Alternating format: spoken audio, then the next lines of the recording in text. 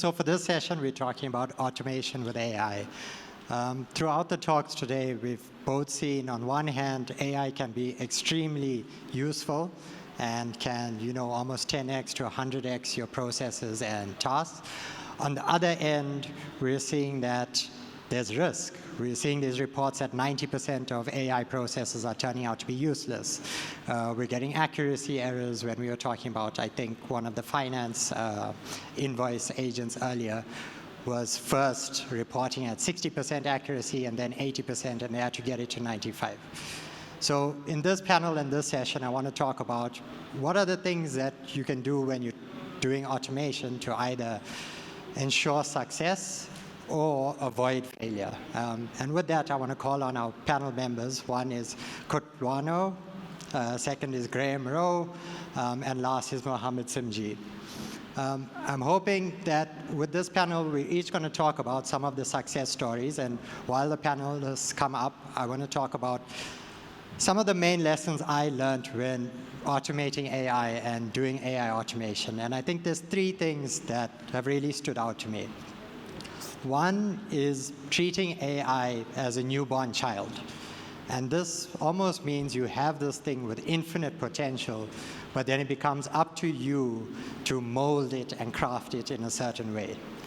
And this is when it comes into using your company IP and making it very useful. We spoke about a data moat earlier, and this is one of those instances. We can all have children, but how those children grow up and go on to change the world can be very different, and AI is the same. Second is looking at AI automation as a factory line. We expect to set up these agents, and they're going to process 1,000 documents and be perfect every time. But even Toyota, when they're churning cars on their factory line, they still need a quality process in place and acceptable, aspects to get them off the line. And this is where we get human in the loop and making sure that we have checks and balances in place for the person to solve it. And the last is using AI as the Iron Man suit. I'm glad that analogy has came up many times today. I don't know if people remember in the first Iron Man movie, when Tony Stark was first building it, during the testing phase, the suit flew into the wall and exploded.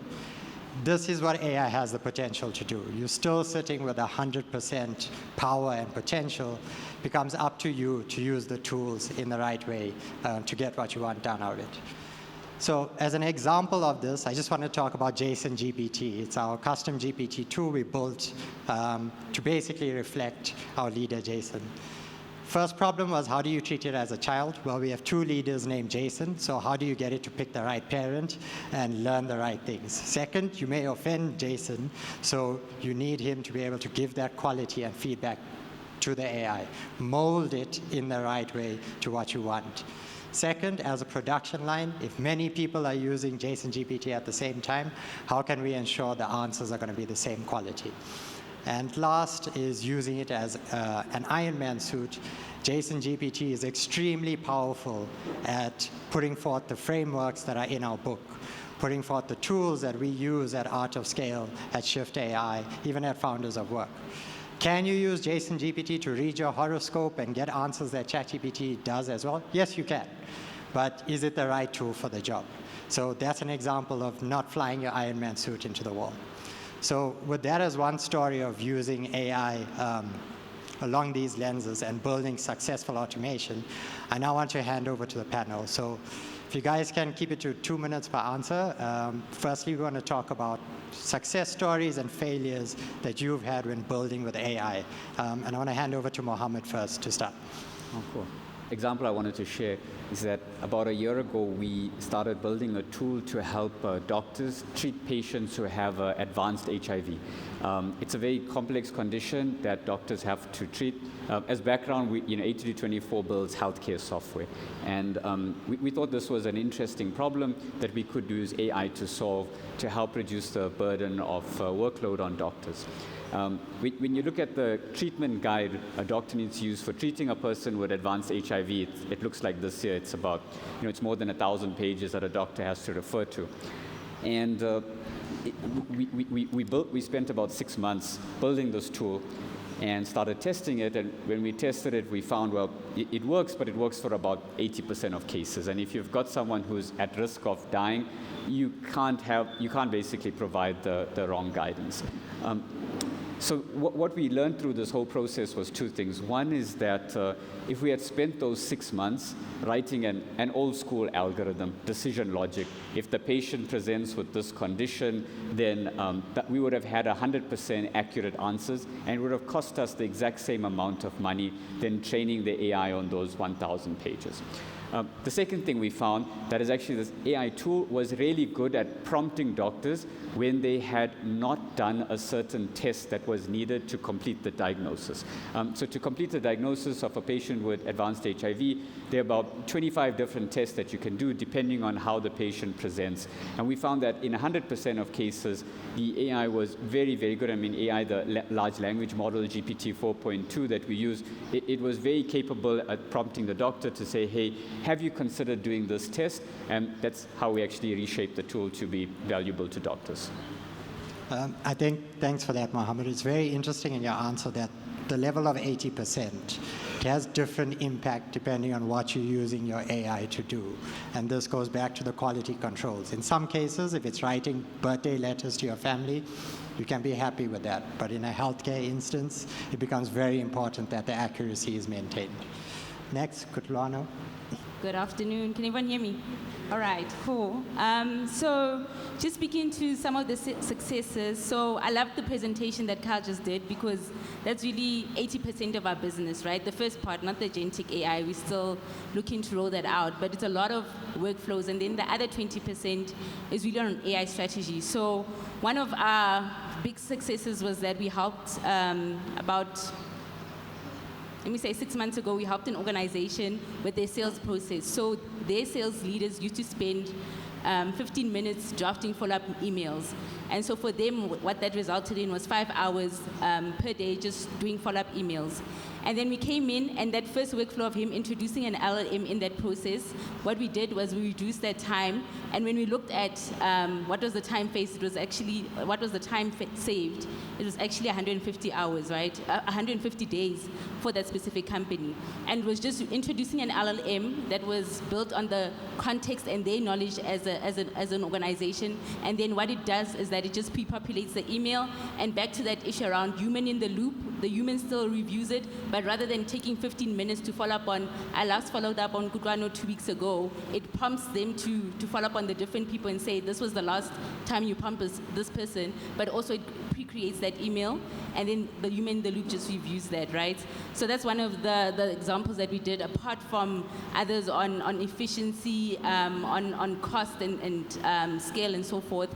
But I do also want to highlight, like, one of the questions spoke to the 95%, 95% of AI projects fail. And what we've seen is the biggest reason is really around adoption. So one of my favorite phrases is, conversations are the birthplace of action. And so you really need to invest in having the conversations early with your different team members, and so that you can start roping them in. Because what people do, yes, we come in as high-risers, we implement the tool, but your team will automatically revert to the bad habits or the manual process unless you've taken them early in that process and explained why it is that you're introducing AI. And it's so important. I mean, Andrew mentioned it in his presentation that people will just automatically the fear of AI is really, really big. And so when you're not having those conversations early, your teammates or your team members or employees just choose not to use it and just revert back to a manual process. But also around training and more important around human in the loop. So those are some of the successes and failures that we've seen as an organization as we've rolled this out through different organizations in South Africa. Yeah, I think that's very interesting that how you treat your AI when you bring it in can determine how effective it is. So if you treat it like as an intern and give it enough context and teach it about your organization, it can be an intern that behaves like a PhD. But if you go in treating it like a PhD without giving it enough context, it turns into a useless intern. And that's almost the thing that has turned off most people from AI. They've seen it not really do much, but it's by expecting too much from it.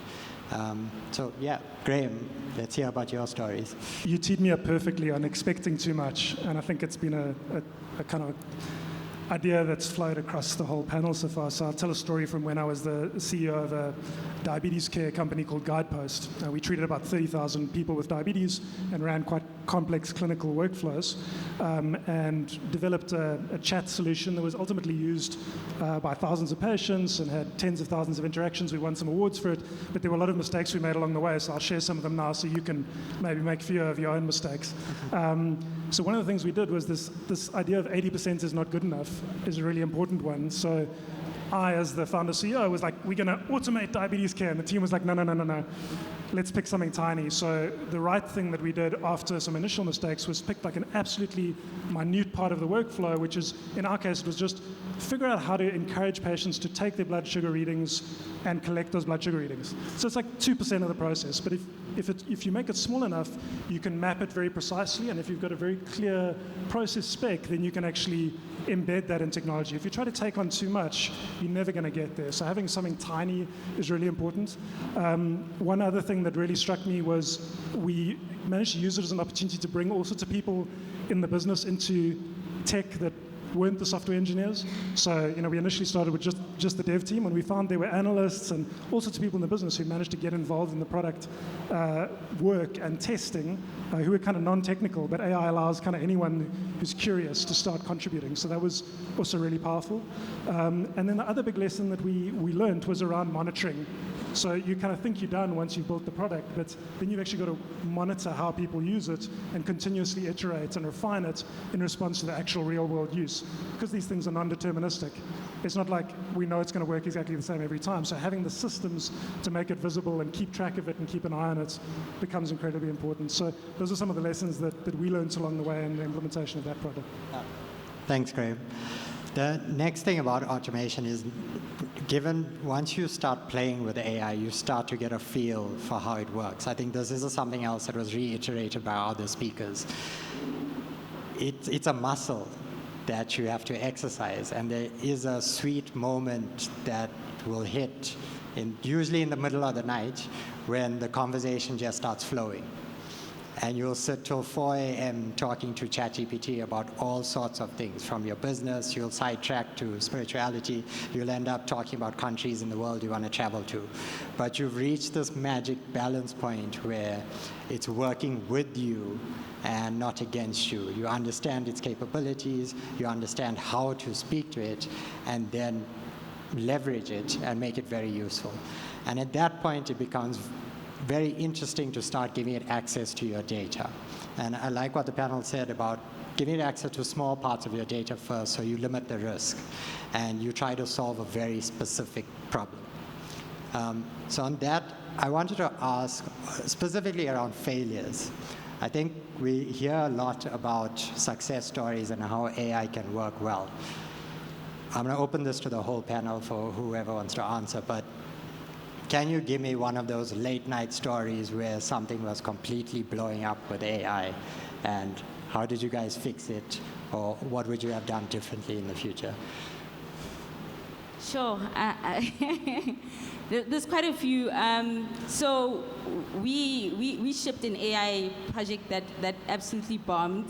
And in retrospect, I mean, there's many lessons that I've learned on this journey as an entrepreneur.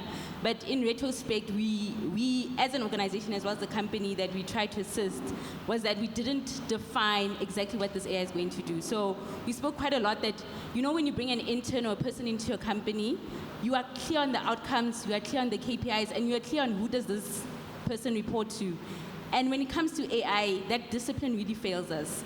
We're very quick to import the technology or introduce it into our business without saying, these are the actual outcomes I wanted. This is exactly why I want to introduce it to my business. And this is the manager, because there's hallucinations, there's a lot that can go wrong with AI. And so a company came to us, they were going to, I believe it was Germany, for a SAP summit, and so they said they want to automate the LLM, test use cases and so forth, and we introduced that, and a lot of the customer data went wrong, and we had to bring that back and really try and ring fence and learn the many lessons. But it was absolutely horrific. At the time, we were quite small, so it didn't do us a lot of reputational damage. But at the rate we're going right now, if we had to make that same mistake, we wouldn't be able to survive. And so, one of the biggest lessons I would say, and I implore each and every single founder in this room, is that reputation takes a very, very long time to build, right? And there's many opportunities to use AI irresponsibly because innovation or regulation lacks innovation. And so a lot of the AI we introduce as projects and as products into our companies rely on us as founders for our morals, your ethics, are you willing to do this, your values, your principles. And so I always implore or try to implore that please don't do anything that if your customers had to see you doing it in terms of the biases and the hallucinations, you'd be ashamed to do. And that's some of the biggest lessons that we learned specifically from that project. Yeah. Great. So I work with a lot of startup founders and CEOs, and I'd say the classic AI failure and syndrome that I see is that AI shines a very bright spotlight on any failures and lacks in a business. Right, so a founder might come to you and say, well, we really want to take our sales game to the next level. You're like, okay, great, let's start doing some small experiments. And the first thing that you see is that the existing sales process is not clearly defined.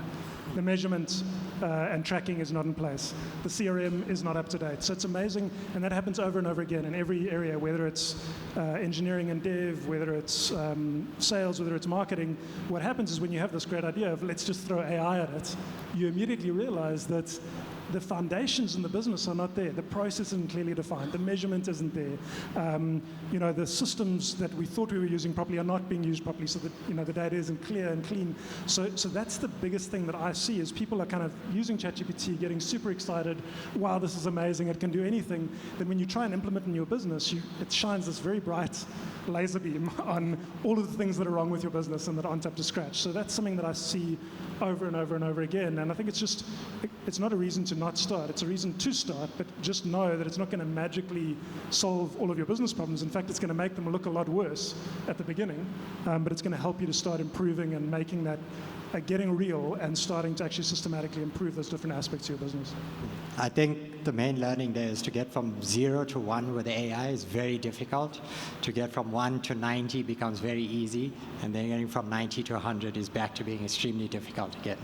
So if you're in the stage of getting from 0 to 1, I highly recommend today you start playing with it. Something that the panel mentioned that I think would be useful for a lot of startups is create a sandbox. Start playing with AI on things that don't have risk. Ask it to plan your weekend, ask it to automate things in your personal life that can't really blow up, and then use a similar logic for things at work. Even if you're going to do it within work, create an environment where your employees can play around with AI. They can use data that's okay if it goes wild and in the public, but they can test systems out and they can get used to how they're running. This way you de-risk the situation, but you upskill the people. You get them from 0 to 1. If you're in the middle band, I would really start focusing on how do you refine your AI. This is going to separate those companies that honestly just get made by Google and OpenAI as a feature, and the ones that actually turn into AI powerhouses because they're able to refine that last 10%. In that analogy I was saying of AI as a newborn infant, you can almost think OpenAI is trying to create the most average kid that's the best for everyone. But we all have the power to fine-tune a version of our AI to make it unique. Where even OpenAI hasn't tweaked their weightings and knobs to match that process. So this is where a lot of the opportunity comes in terms of automation and agents. So back to Mohammed, I wanted to ask you a question on, did you have a business pre-AI? And how did things shift and change once you started bringing in automation and bringing in agents into it? Yeah, got it. Our business existed for 10 years, and I'm a software engineer. In fact, one of my elective courses at university, you won't believe it, when I was at university, I'm going to give away my age, it actually was a course on AI. I think maybe to be specific, I think the thing that everyone is excited about these days is large language models. And that's the kind of field of AI that, there's a lot of excitement around and a lot of opportunity. The way I've been thinking about this, and I'll give away my age again. I don't know did anyone here have a 3310, the cell phone? Yes. So the 3310, it was unique. It had a new SMS feature where you didn't have to press the A key 3 times to get to C. You could tell it a few of the letters, and it would estimate the word for you, and 3 words would pop up. For a long time when there was a lot of excitement about LLM, I kind of decided to skip understanding what it was and just jump into it. And then I found I was using it for all the wrong things. And then I started researching it, and the closest analogy I could create for a large language model, it's actually just a more advanced version of that 3310 predictive text. What's different about it is it can predict much longer pieces of text. So the 3310 could predict 1 word based on the previous word that you gave it. You'll see the large language model, you give it a prompt, and the prompt will have a length, like you can normally give it a paragraph or 3 paragraphs. So the main shift is that we're moving from predicting from 1 word to predicting paragraphs. And I think when I started to think about the large language model in this way over here, I was able to much easier find use cases or kind of areas in our business where we could use it. Yeah, thanks so much, Mohammed. So to close off the panel, I want to ask one last question to each of you around what was the main lesson that you learned when trying to work with automating AI, bringing agentic AI into your processes, and did you actually see the results in your business to justify keep going, or is it still at a curiosity stage? And we'll start with Graham. Yeah, so the biggest lesson for me probably was I tried to, in the initial experiments, to try and get AI to be right. In other words, persuade this customer, engage, collect this data. But actually, it's just autocomplete. So that's very hard to get right, especially all of the time. So the thing that I'm much more keen on nowadays is using AI to figure out when things are wrong. So for quality assurance internal to the business, for spotting gaps in processes, this thing of which step did the doctor miss, that's very, very powerful application of essentially massive autocomplete. But trying to get AI to actually do things perfectly in front of customers is very, very, very tricky. Obviously, wonderful if you can get there, but I nowadays am much more keen on using AI to find errors and to run quality assurance and to do audits and all of that sort of stuff. It's much better at than trying to be right in front of a customer, which is really, really tricky. So that's, I guess, the biggest lesson for me so far. I'm sure I'm going to be wrong about that too and learn a lot more. Thanks. Kutlana? So the biggest lesson for me is that technology doesn't build companies, people do. And for me, just really in terms of using the technology in my business as well as the businesses that use our consulting services has just been around really understanding and mapping out what it is that the founder's North Star is. So right now we have 2 camps, if I could say. It's either you build using the AI, or you building your company to then, for it to need you. So that's building a lifestyle business, which is a different conversation, or you building your company to outlive you, which is then building a performance business. And so using AI and using it for a lot of the automation and the processes in my own business allows me then to do quite a lot of creativity, look at leadership, what's the vision that I have for my organization, and do things that ChatGPT normally wouldn't do. Yes, it might recommend that in 5 years this is what you can do, but I, as Kutlwano, in the context of South Africa, can now decide, and looking at the landscape of the different trends that are happening, can decide where I want to see this business. So that's been the biggest, that yes, regardless of AI, regardless of what technology, it's me, it's my team, and it's really the people that built the actual business. Thanks. Mohammed? I guess, like everyone in the room, I felt a lot of pressure to be using AI to know what it was about, and also the sales push from all of the Google and Microsoft and Amazon. I think once I started not trying to apply it to everything possible in the business, actually it helped me. So starting on a little bit of skepticism and kind of narrowing down where it can be used and where it is useful has actually helped, because now in the few places that we do use it, it's more repetitive, there's less issues, I'm not stressed about it, hallucinating, and it's actually adding a lot of value. So, my biggest learning was kind of trying to be skeptical about it and applying it in a very focused way as opposed to having it solve everything. Thanks so much. I think to summarize it, if we go back to the Mentimeter poll and people being focused on using AI for process, but as well as product, I think what we're learning here is there's a lot of risk in rushing into putting AI into your product, because then your customer can be the one to see the failures and your experimentation and learning. However, there still is a lot of potential to put it in the processes of your business upfront. And experimenting is the ways to do that. Do it in a sandbox manner, do it in a way that not much things can go wrong. And something Mohammed said, which I found very interesting, a lot of this technology is not new. It's just more advanced versions of what we had in the past. But because there's almost a personality to it now, we get scared as people that ChatGPT is a thing and it knows about us and what happens if it has our data. Under the hood, they operate the same as Google search operated in the past, Netflix recommendation engines. We've been feeding AI for years, and that hasn't changed now. What has changed is it's become more capable in terms of helping us. So if we start to treat it like more advanced technology and take the things we used to do in the past and augment it with AI, I think we can reach the benefit of full automation and really boost our processes and product.